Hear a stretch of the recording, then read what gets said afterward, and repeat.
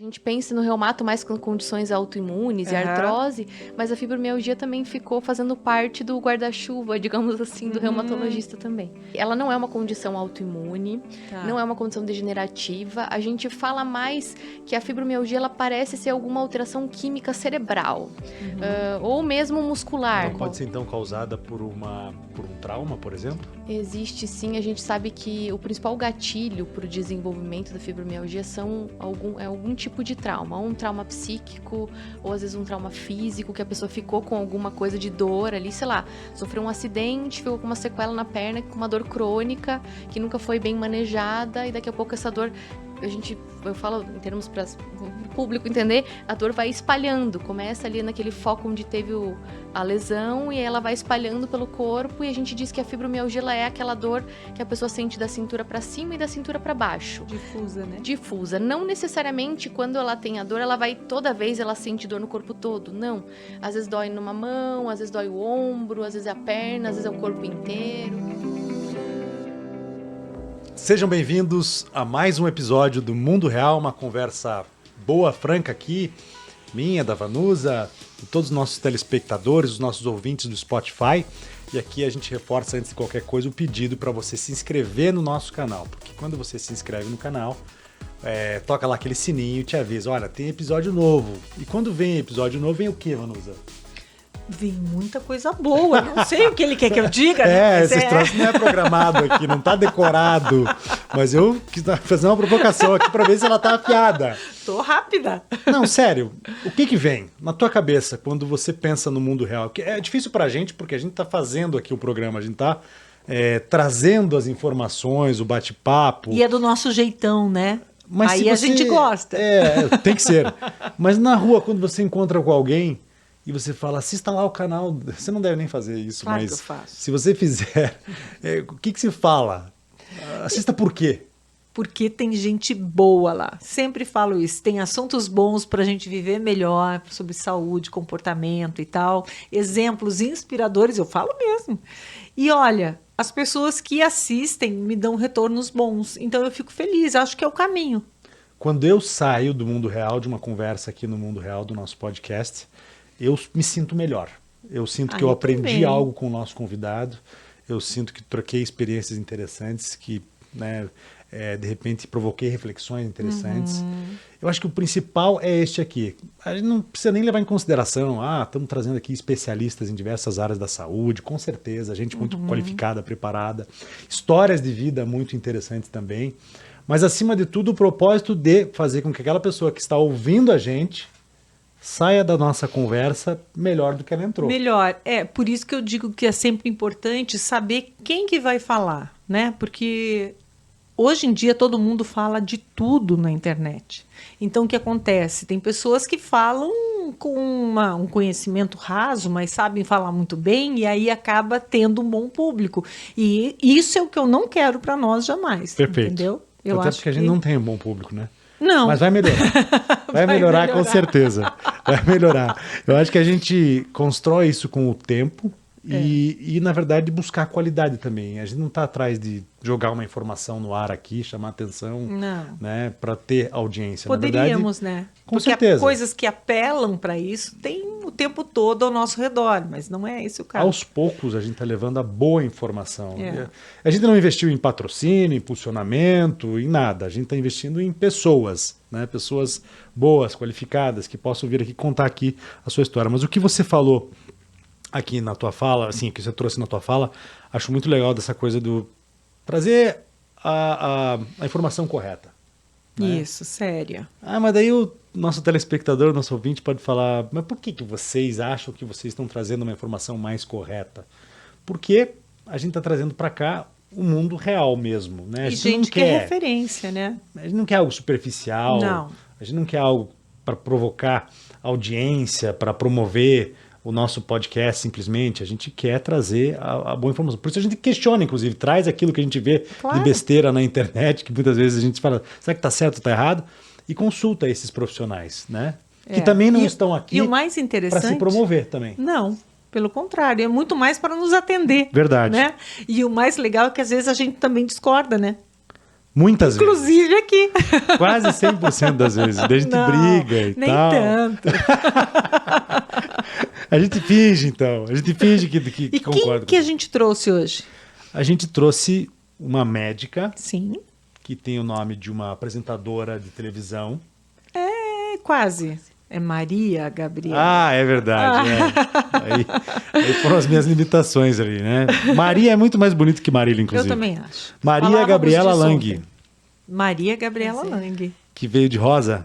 Veio de cor de rosa, Homenagem ao Outubro Rosa. outubro rosa, Que legal. isso é legal. Obrigado. Eu que agradeço o convite. Tem formação em medicina na Universidade Comunitária da região de Chapecó. Se fosse... Joaçaba, Joaçaba, você ia dizer daí- que eu tinha, Não né? é possível, né? Uma confraria. Um negócio muito forte que existe em Curitiba. Tem residência médica em clínica médica pelo Hospital Municipal de São José, com término em 2014. Residência médica em reumatologia pelo Hospital São Lucas, da Universidade Católica do Rio Grande do Sul, com término em 2016. Especialista em reumatologia, doutora em ciência do sistema musculoesquelético pela Faculdade de Medicina da USP em 2022. E por que você acha importante a presença da nossa convidada hoje aqui, Vanusa? Eu vou te contar. Eu fui a uma palestra e, apesar da gente saber, ler sobre dores reumáticas, problemas, doenças reumáticas, que a gente acha que é só reumatismo, né?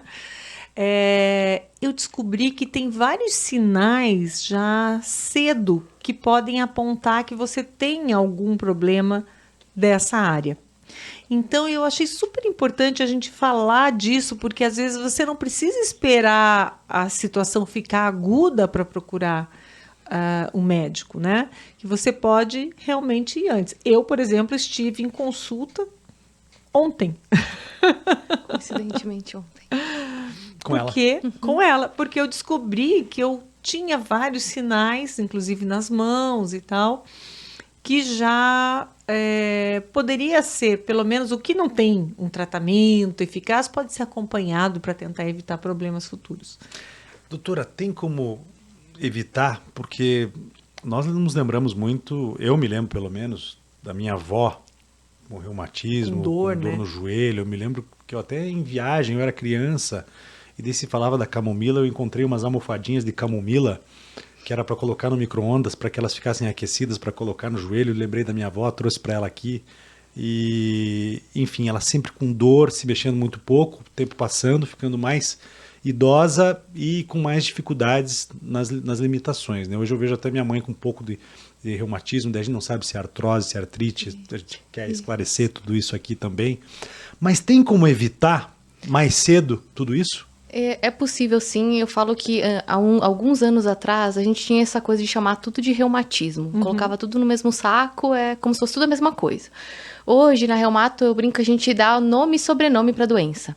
A gente tenta dividir, principalmente no grupo ali, se é um quadro autoimune ou é alguma coisa mais relacionada com desgaste, né? Que a gente fala que é mais o padrão de artrose. Então, a gente divide a artrite reumatoide, que é uma condição autoimune, em que o teu corpo começa a identificar estruturas ali da articulação literalmente como inimigas, e ele vai e uma parte do seu sistema imune ataca ali aquelas articulações no intuito de destruir aquele tecido.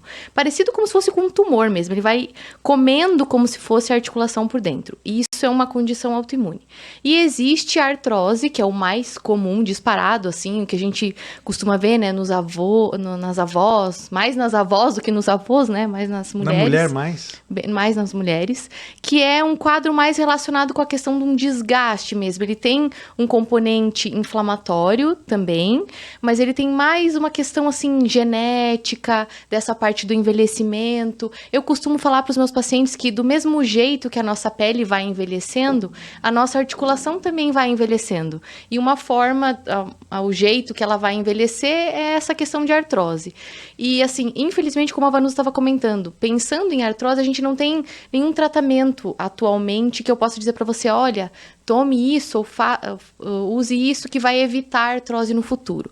A única coisa que tem uma comprovação científica mesmo é a atividade física.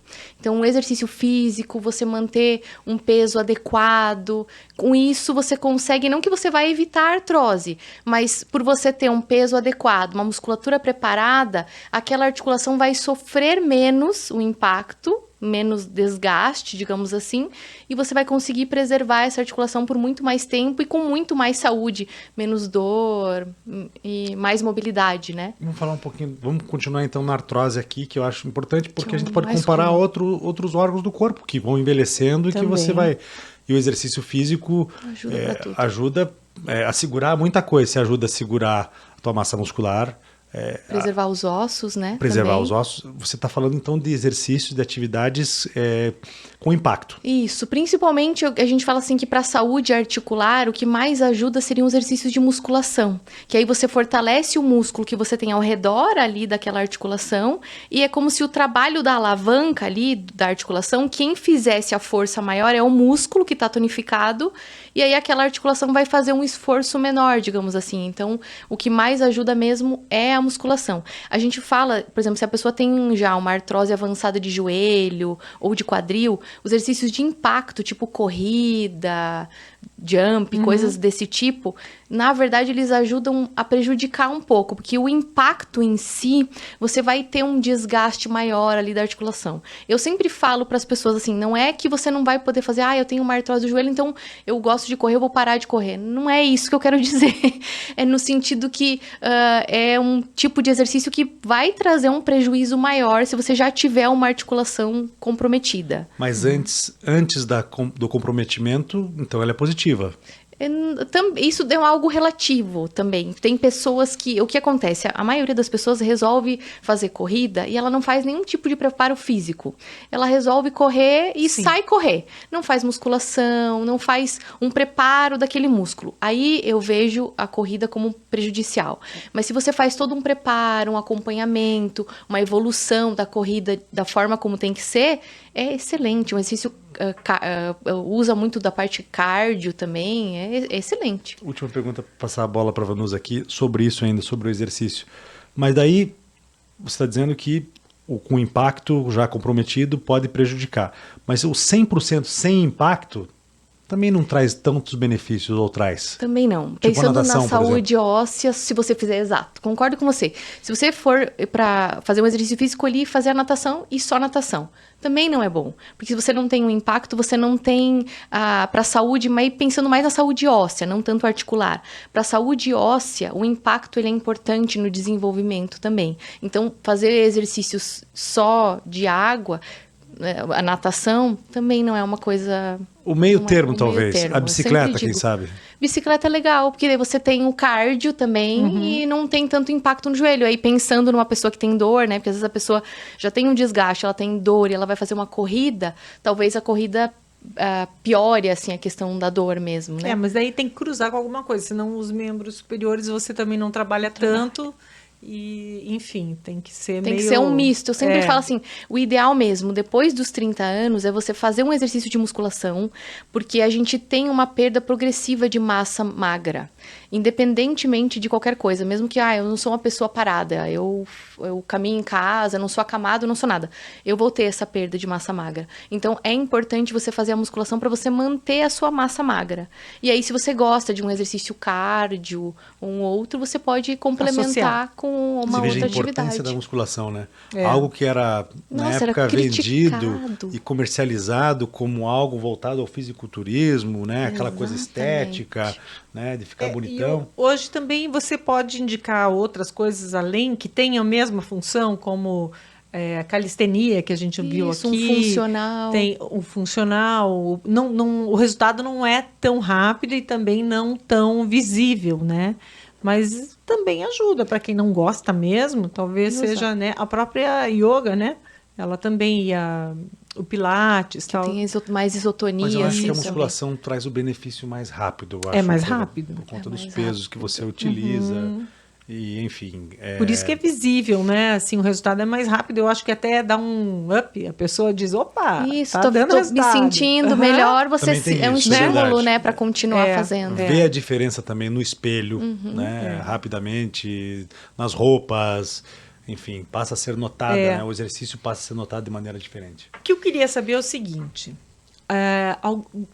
Na palestra que eu assisti, você mostrou algumas fotos que às vezes a gente vê as pessoas, né, com aquelas bolinhas em cima dos dedos, assim, nas articulações, às vezes a mão até com dificuldade de... Qual foi o Aleijadinho? Não tinha um pouco de artrose? O Aleijadinho, Além... acho que ele tinha artrite, eu não me lembro. E Mas ele que tinha, assim, as uma mãos condição. ficam, né, para dentro e tal. Isso, por exemplo, pode ser hereditário? Pode. A gente fala assim, tanto a artrose como a artrite, elas têm um componente genético, sim. O peso até genético da artrose é maior, inclusive, do que da artrite. E assim, o que eu costumo dizer pra gente, o que a gente usa mais para diferenciar, olhando a mão, assim, será que é artrite ou será que é artrose? A artrite, ela tem uma preferência por essas juntinhas aqui que a gente chama de metacarpofalangianas, que são essas mais próximas da mão, e essa do meio.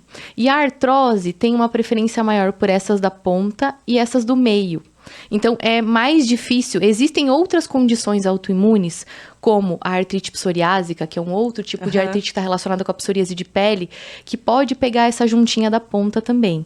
Mas a artrite reumatoide mesmo, que é o clássico, que a gente vê aquelas mãos desviadas, os dedos tortos, ela tem uma preferência por essas duas articulações. Não pega a pontinha. Então, em geral, quando a gente vê a alteração da pontinha da mão, pensa-se mais em artrose.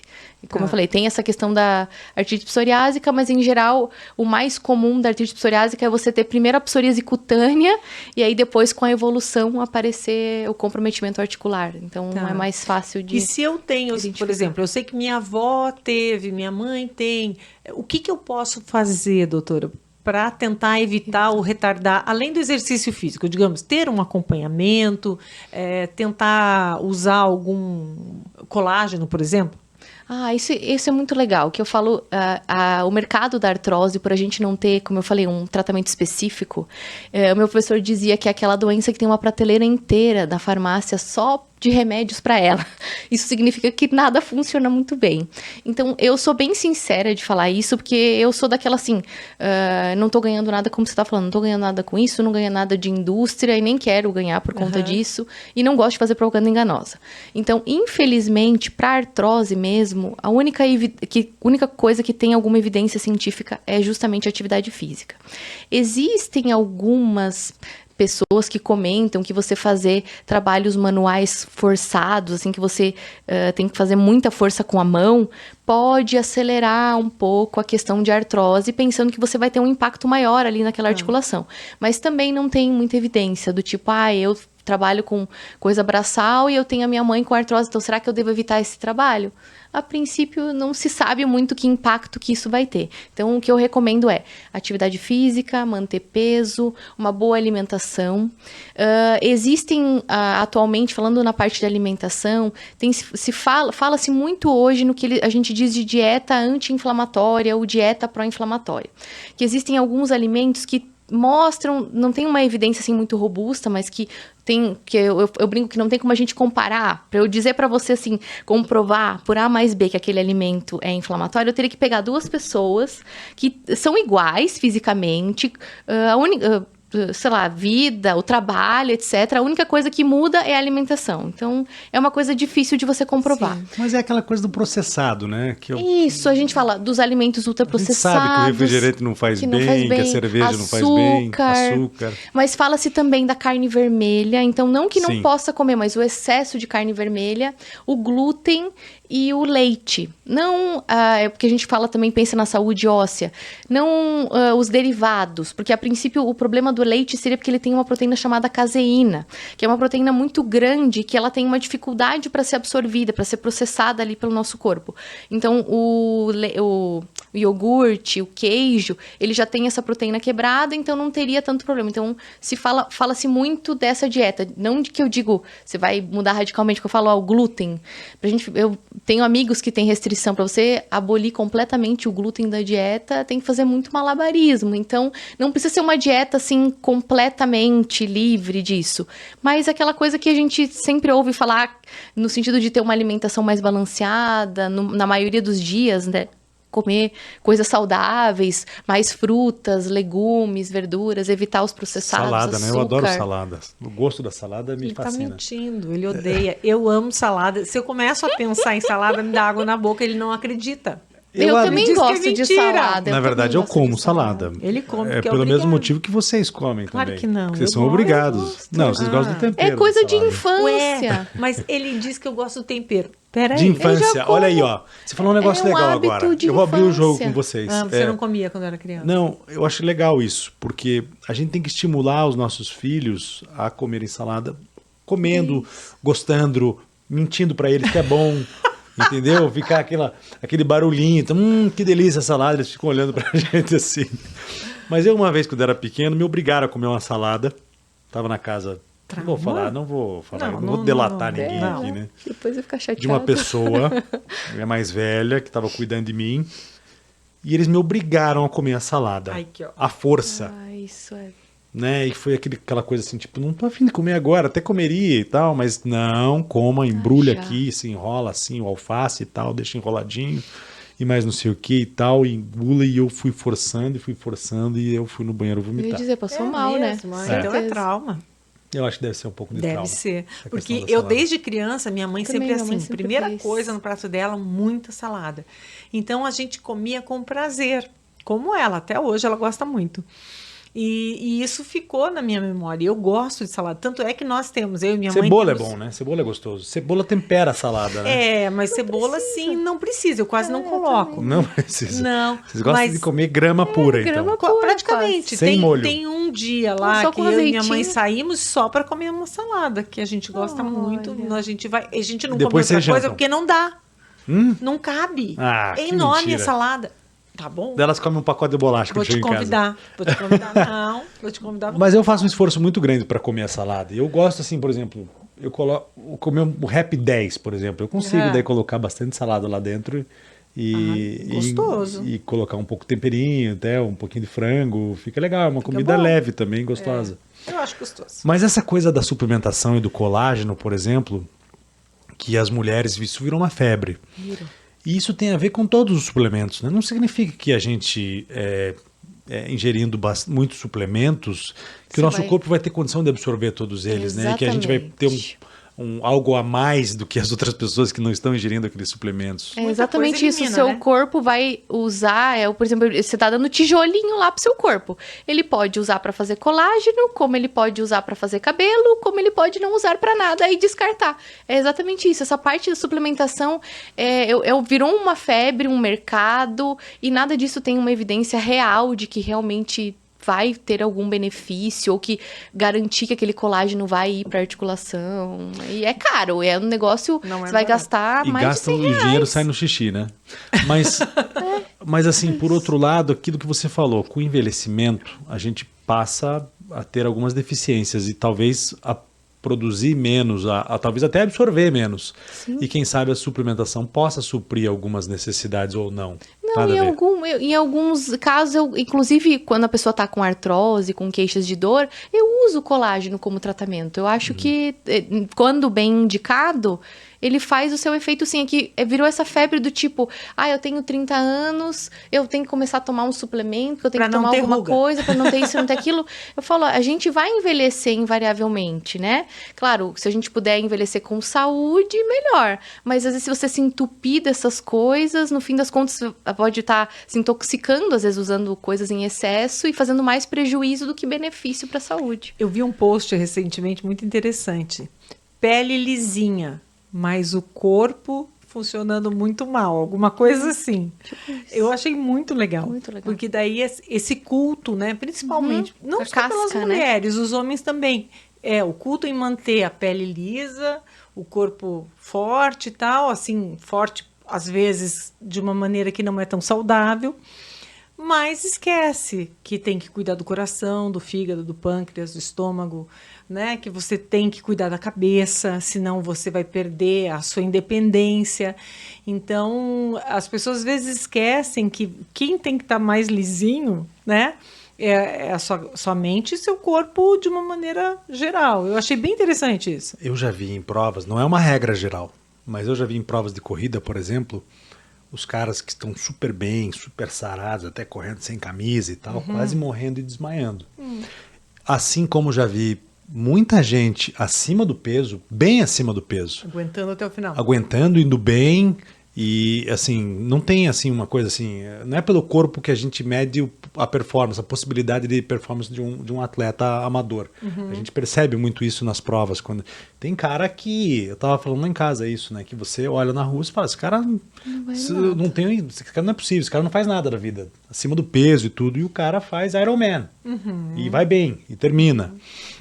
Então a aparência talvez engane. É lógico que você como médica vai dizer isso, né? A gordura acumulada também deve ter um impacto negativo durante uma prova de corrida ou durante o treinamento. Quando a gente pensa em gordura, que a gente tem que pensar que a gordura negativa ou ruim para o corpo é aquela gordura que está intravisceral, que é aquela gordura abdominal mesmo. Se a pessoa tem uma gordura localizada, sei lá, em outros lugares, bumbum, perna, sei lá, a princípio essa gordura não teria maiores problemas. Mas se ela tem a gordura visceral ali dentro, no meio dos órgãos, essa gordura sim tem um impacto no risco, mais pensando em questão cardiovascular, infarto, AVC, essas coisas assim, aí sim.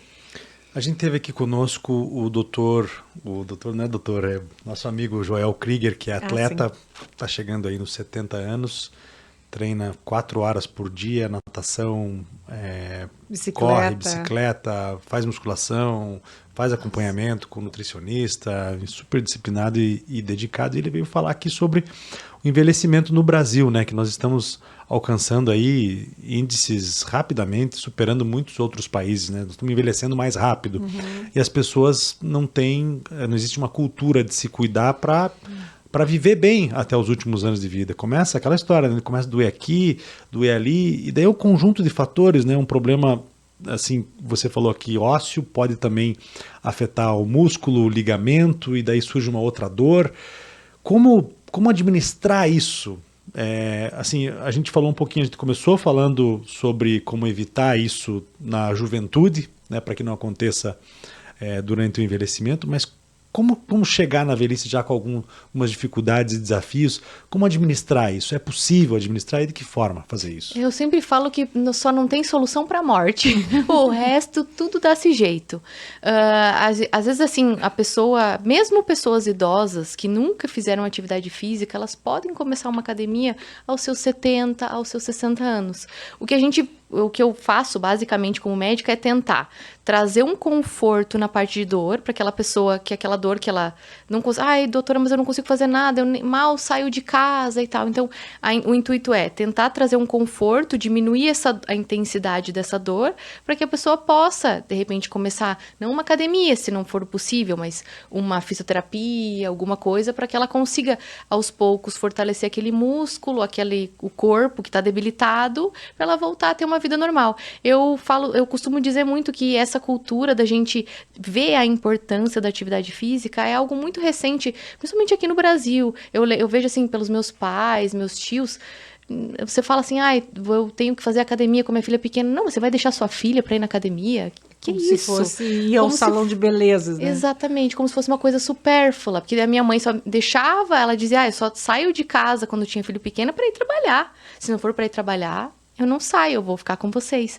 E hoje eu acho isso muito bom. Eu sempre brinco que para eu poder cuidar da minha filha, eu primeiro preciso cuidar da minha saúde, estar bem, me sentir bem, para eu ter energia, ter vigor, ter vontade de fazer as coisas. Então, eu costumo falar muito isso, que a gente tem que mudar esse olhar, parar de ver essas coisas como até um egoísmo, mesmo. Preconceito, cara que treina musculação. cedo, não faz nada da vida, vagabundo. Exatamente. Musculação Quer ficar fortinho. Não é é isso. E bem que você tava falando aquela coisa, ai, quem faz musculação quer ficar com o corpo sarado e não sei o quê. Claro, existem as pessoas que Também praticam querem. pra E isso. que bom E que também. que cada um- Autoestima também, legal. Exatamente, cada um se sente bem de uma maneira, outro vai colocar uma roupa bonita, um brinco, sei lá, e a pessoa vai fazer musculação porque ela quer Sente bem. se sentir bem com isso. E não como tem nada de médica errado. também, né? Porque eu acho que a classe médica tem que dar o exemplo. Exato, eu também Não, isso é falo isso. A gente fantástico. tem que ser o exemplo Não para é? os pacientes. Falo Eu, muito por isso. exemplo, contei essa história aqui. Eu fui no ortopedista outro dia, o cara, não, você tem que parar de treinar,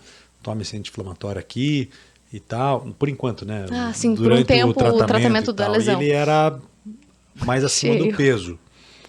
Ah, não é preconceito, mas ele não conhece a minha realidade, né? Ele não vive o que eu vivo. De repente, se outros médicos dos quais eu conversei vieram com uma outra visão do processo. Olha, essa história do Joel, então se não pode nadar, corra, se não pode correr de Faz bicicleta, outra coisa. mas não pare de treinar. Mas eu acho muito bacana que a gente conversou aqui com profissionais médicos, inclusive de diversas áreas, desde a oncologia até, assim, vamos falar aqui, Nossa, oftalmologia, a neuropediatria de neuropediatria, Harvard. e todos eles falaram aqui a mesma coisa. Atividade física, neurociência, né? O nosso amigo lá também. Para você ter uma vida mais saudável, né, tanto mental quanto física. E assim, os profissionais da atividade física, são os profissionais da educação física, talvez não se valorizem como deveriam, né? Sim. Em um momento em que as coisas estão mudando, porque no passado eles ficavam brabos com os médicos, porque os médicos tinham uma tendência a prescrever até exercício. E hoje não, existe um respeito maior, né, do médico, a procure um profissional da Para área. ele te indicar o né? exercício, né? E tem alguma relação, por exemplo, a perda da mobilidade, né? E vamos falar do idoso, por questões reumáticas, ou seja, o que for, com até a perda da cognição em função dessa perda de mobilidade? A princípio, que eu saiba, não tem uma relação da questão de perda de movimento com a questão cognitiva. A princípio, seriam duas coisas em separado, digamos assim. Não sei mesmo se há uma Menos mal, né? relação. Menos mal.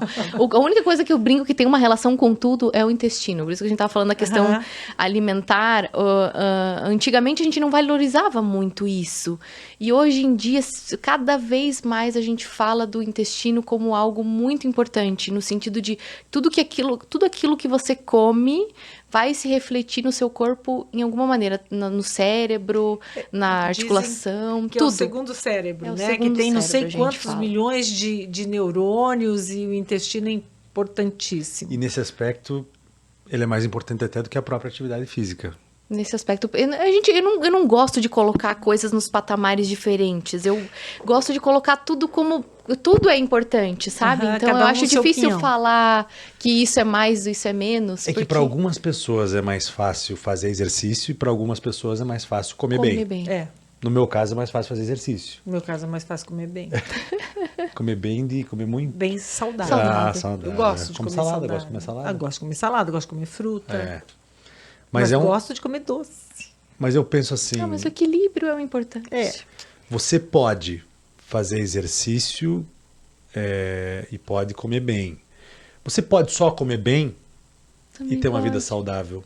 Mas se você só fizer exercício e não comer saudável,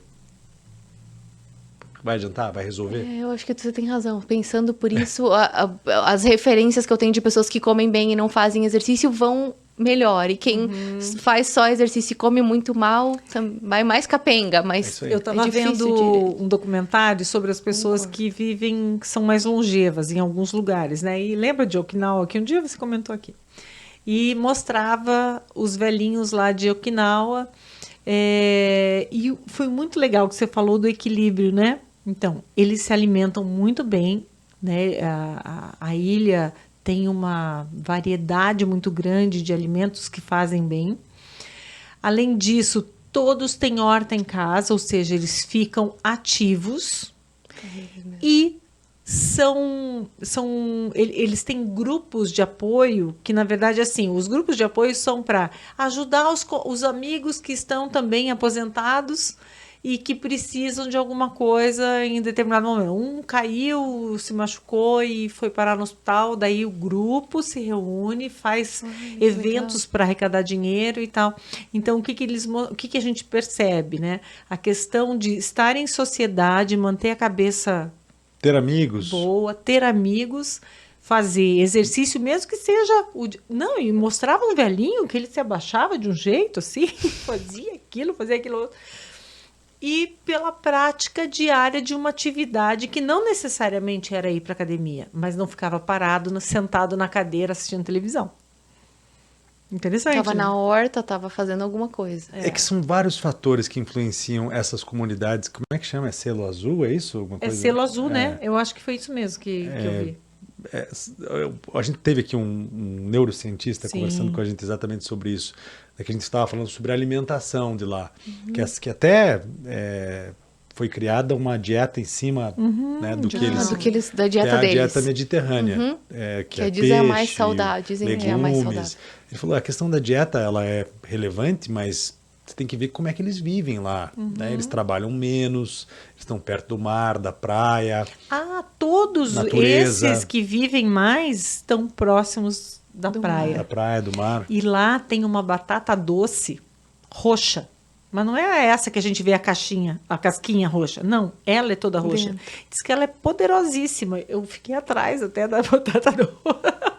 Mas eu queria saber de você o seguinte, do ponto de vista, não sei se é fisiológico a palavra, no que afeta, assim, no que o exercício afeta a questão óssea?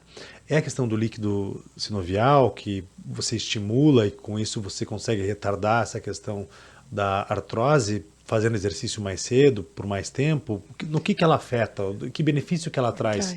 Pensando no exercício, então, na parte articular, é mais a questão mecânica mesmo, que você vai ter aquele fortalecimento muscular e aí você vai fazer o esforço da alavanca, porque o movimento da articulação, ele basicamente se dá porque você tem um músculo ancorado ali na articulação, nos lados ali, e para fazer ali aquele movimento. Quando você faz o fortalecimento da musculação, você tonifica esse músculo e aí você diminui o esforço, digamos assim, que aquela articulação faz, porque o músculo tonificado faz aquilo ali. Mas pensando na questão articular e óssea ali também, o ganho de massa muscular, quando a gente faz musculação que você tem um ganho de massa, você estimula o ganho de massa óssea ao mesmo tempo. Então, quando você ganha músculo, você ganha osso, você tem um osso mais forte. Então, você se ajuda no sentido de, se você cair, a chance de você ter uma fratura, quebrar alguma coisa, é menor se você tem um osso mais saudável. Então, ajuda nesse sentido. E fora isso, quando você pensa ali que a pessoa tem alguma lesão, algum problema articular e ela começa a fazer exercício físico, aí já nem tanto a musculação, mas o exercício aeróbico. Ele libera as endorfinas. E às vezes a pessoa, mesmo a musculação, quem gosta, né?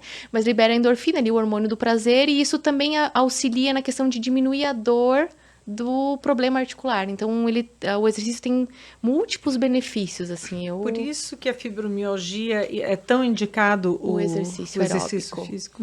Principalmente aeróbico, porque tem esse poder aí de diminuir a dor da fibra. Para você ter uma ideia, Vanusa, pensando em fibromialgia, assim, o tratamento medicamentoso, a gente consegue ter uma melhora ali de 10, no máximo 20% da dor da pessoa com o medicamento. E o exercício tem um poder de melhorar essa dor em 50%, 70%. Então, é melhor do que qualquer remédio, digamos assim. Então, é muito bom. Eu acho que, sim, se puder todo mundo fazer... É um ansiolítico, cura a depressão, né? Eu acho que ele é como se fosse um anestésico também. Exato, nesse caso, você vai né? pro exercício, você esquece do mundo ali, você fica aqueles minutos fazendo as suas coisas e às vezes, sei lá, faz box, até a energia negativa que você tem, você coloca pra fora, né? Então, e a duração disso legal. tem um efeito assim próximo até do que algumas drogas realmente mais pesadas. Exatamente. E se identificou agora que o banho frio, o banho gelado também tem o mesmo efeito do exercício, né? Na liberação de dopamina. Se fala aí em 25%, 40% de dopamina que você libera ao comparar com a cocaína, né? Sério?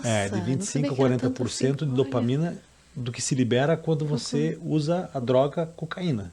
né? Nossa. Tem a liberação de dopamina com cigarro, tem com bebida alcoólica, tem, né, o prazer que você tem de estar com amigos, numa festa, num bar, a euforia mesmo, você libera, você está fazendo algo que você está gostando, você está liberando dopamina. E o banho gelado tem um efeito bem semelhante ao do exercício, da atividade física. Existe algum estudo em relação à artrose, ao Fibromialgia reumatismo? mesmo, né? De repente. Eu nunca ouvi especificamente. Eu vejo muito falar disso quando você tem uma lesão muscular, tipo, um atleta que sofreu uma lesão, uma pessoa que sofreu um estiramento, alguma coisa assim. Você fazer a imersão no banho gelado, você tem uma recuperação muscular muito mais rápida do que você fazer com pressa ou passar, sei lá, cataflã, coisas da vida. Mais nesse sentido, mas eu nunca vi estudos especificamente, mas de repente é uma coisa interessante fazer tipo, sessões, né, para ver se existe um efeito. Tem alguém aqui que gosta muito de entrar numa banheira cheia de Não, eu gelo. não gosto. É mais ou menos como uma salada para mim. Eu faço porque Eu faço porque me faz bem. E daí, a partir disso, a gente passa a gostar. Você tem que ir Você lá vê o pra benefício, Capitólio sim. mergulhar lá naquele lago, que é gelado. É, Gelado, meu Deus. Adoro. Você vai Adoro gostar. a sensação do depois. Não, mas é boa mesmo, que você sai e pensa, eu consegui. Claro, e tem um pouco disso também, né? Na liberação de dopamina. É muito legal. Eu queria saber o seguinte, fibromialgia não existe exame para diagnóstico. E é uma doença que quem cuida é o reumatologista? Sim, ela ficou, pra você ver, a gente pensa no reumato mais com condições autoimunes e artrose, mas a fibromialgia também ficou fazendo parte do guarda-chuva, digamos assim, do reumatologista também. E ela quando a gente vai, ela não é uma condição autoimune, não é uma condição degenerativa, a gente fala mais que a fibromialgia, ela parece ser alguma alteração química cerebral, ou mesmo muscular. A gente não, como é que eu diz assim, como não tem essa comprovação ainda, que não tem nenhum exame, nada que consiga demonstrar ali, a gente não sabe exatamente onde que tá, digamos, o cerne do problema. Mas tem um protocolo. Você diz de Pra diagnóstico? Sim, tem um protocolo. E ela pode ser, então, causada por um trauma, por exemplo? Existe, sim. A gente sabe que o principal gatilho para o desenvolvimento da fibromialgia é algum tipo de trauma. Ou um trauma psíquico, ou às vezes um trauma físico, que a pessoa ficou com alguma coisa de dor ali, sei lá, sofreu um acidente, ficou com uma sequela na perna, com uma dor crônica, que nunca foi bem manejada, e daqui a pouco essa dor... Eu falo em termos para o público entender, a dor vai espalhando, começa ali naquele foco onde teve a lesão e ela vai espalhando pelo corpo, e a gente diz que a fibromialgia ela é aquela dor que a pessoa sente da cintura para cima e da cintura para baixo. Difusa, né? Difusa. Não necessariamente quando ela tem a dor, toda vez ela sente dor no corpo todo, não. Às vezes dói numa mão, às vezes dói o ombro, às vezes é a perna, às vezes é o corpo inteiro.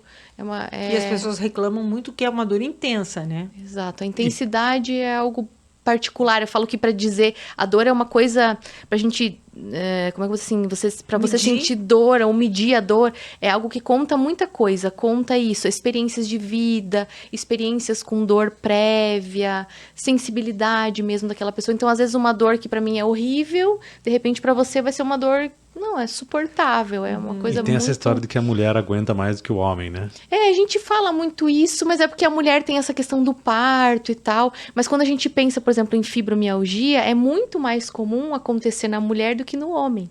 Então, não é que o homem não sinta dor. A gente vê fibromialgia também no homem. Mas na mulher, talvez tenha alguma coisa química diferente do homem que aumente a chance da gente ter mais dor, digamos assim. Tem até um meme de uma mulher, eles colocam o marido e a mulher com gripe.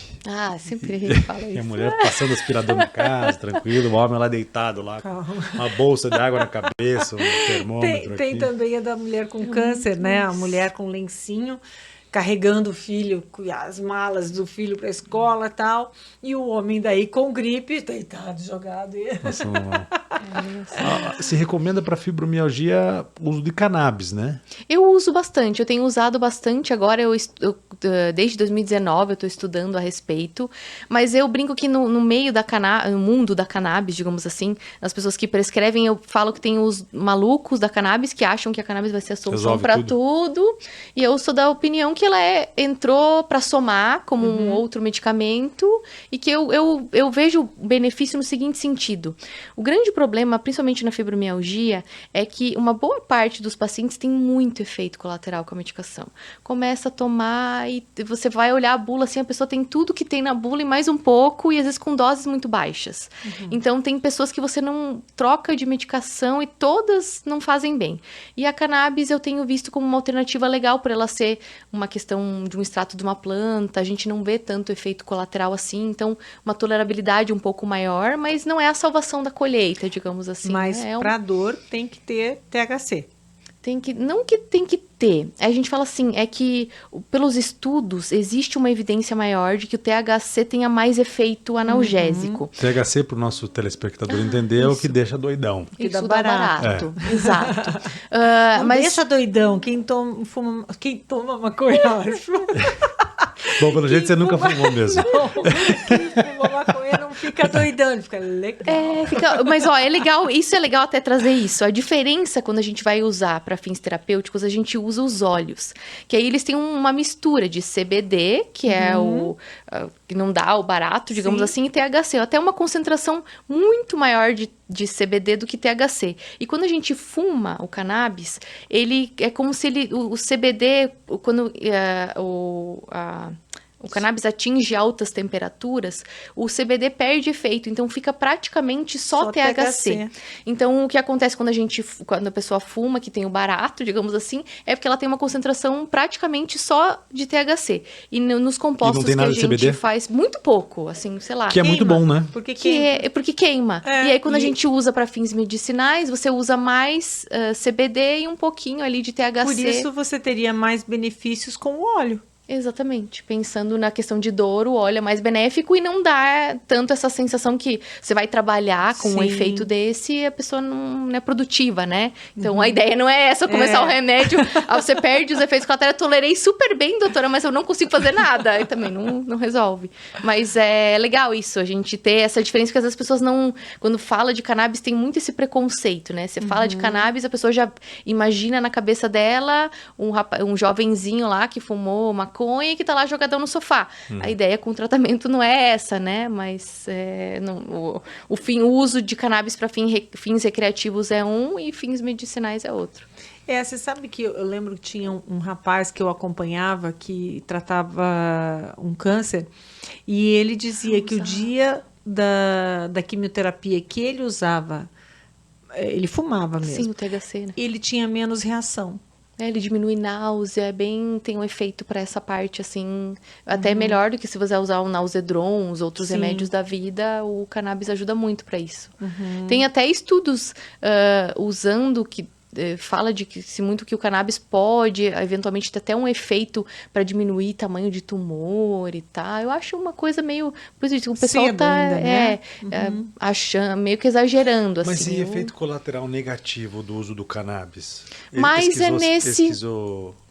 isso, esquizofrenia a gente vê, mas ele pode ser um gatilho. Em geral, a pessoa que tem essas crises de esquizofrenia, que pode acontecer, ela já tem alguma alteração, um distúrbio de humor, um transtorno de ansiedade, alguma coisa assim. E aí, quando ela usa, e geralmente THC em doses mais altas, ela pode ter um surto psicótico mesmo. Isso eu já ouvi relato. Então, o que a gente vê mais de efeito colateral é do tipo assim, se o paciente usa algum anticoagulante, alguma coisa assim, o cannabis pode aumentar o risco de sangramento.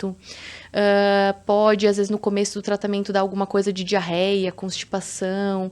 E, às vezes, se você pesar muito a mão no THC, você pode ter esses efeitos deletérios no sentido de uma pessoa ficar meio avoada, não sei se é essa palavra. Efeito deletério. Olha que bonito. Né? Efeito deletério. Gostei, doutora. Que é você ficar devagar.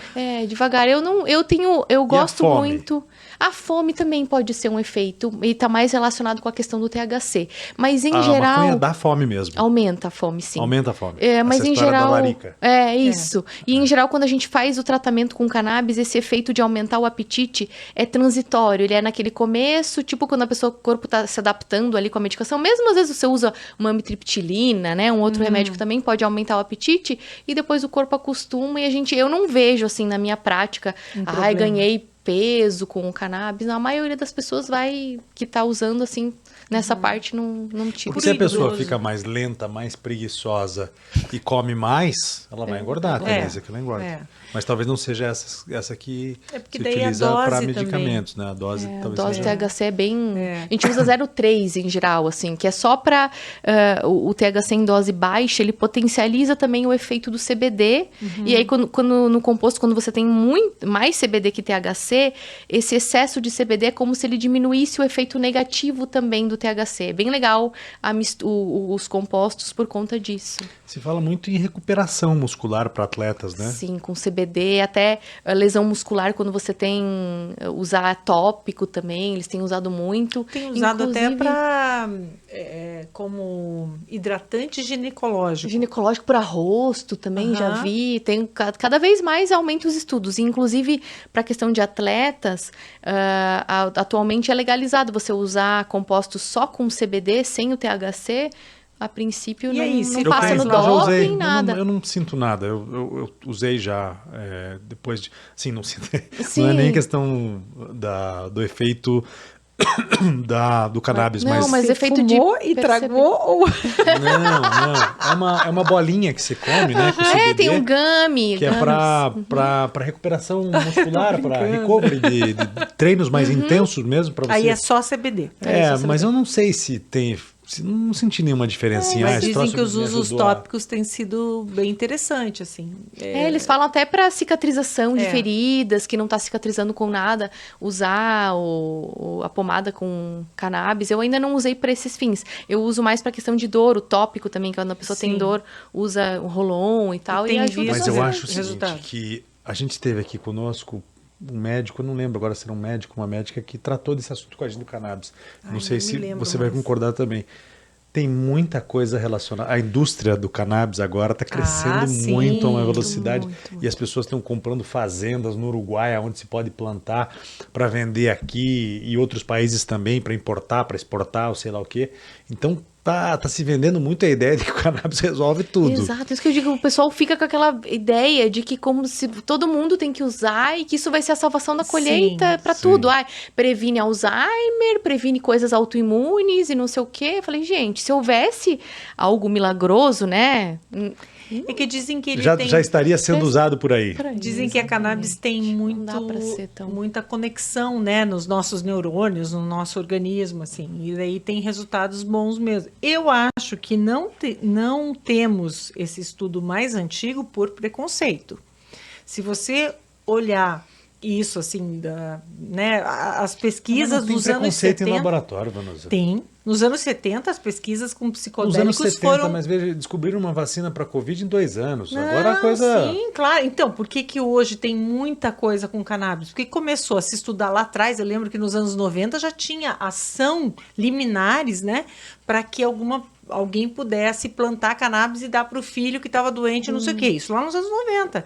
Mas veja, hoje nós estamos em 2023, hoje que está se difundindo. Então teve um período de grande preconceito também, não só com o caso da cannabis. Na própria área médica mesmo. Mas o preconceito, ele existe, as coisas estão acontecendo.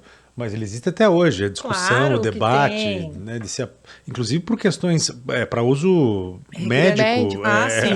Não, as pessoas são contra. Sim, eu falo na faculdade, isso há 11 anos atrás, quando eu estudei na faculdade sobre cannabis, não se falava em uso terapêutico, era droga e ponto final, não existia nada relacionado com benefício vem com nenhum. Essa conversa, sei porque eu vivi isso de perto, mas quem defende a não liberação para uso médico afirma que você libera uma plantação e que daí o cara vai ter ali uma plantação, mas daí ele vai vender para outros fins também e tal, e daí quando você... Acho que não faz muito sentido isso, porque o controle, isso para qualquer coisa, então... Qualquer coisa. Para qualquer coisa. Eles generalizam para uma coisa e daí para os outros não serve, né? Tipo, se você for ver por isso, para qualquer outra produção de bebida alcoólica nos porões que a gente vê também. Então... E para servir para menor... no boteco e tal, dá no mesmo. Dá no mesmo. Eu falo sempre que o efeito maléfico do álcool, por exemplo, é muito mais danoso, porque a gente vê a pessoa alcoolizada, ela é muito mais perigosa para a Não tenho sociedade do que uma pessoa que está Fica sob efeito de agressiva, cannabis. fica Exato. violenta. Uma pessoa que está sob efeito, na grande maioria, vai ficar sentada no sofá, quer comer alguma coisa e não vai nem querer sair de casa. O Ela não único vai, problema é né? aquele lance, né? Que quem tem uma tendência para droga começa com o Exato. cannabis, né? E daí vai Isso- para outras coisas. Isso também não é Também é bem com álcool assim, também. sabe o que Hoje que já é? se- Não, já sabe se o que- questiona, né? E sabe o que é, na verdade, que eles falam da porta de entrada para outras drogas? É que a pessoa que te vende cannabis vai te oferecer outras coisas. Sim.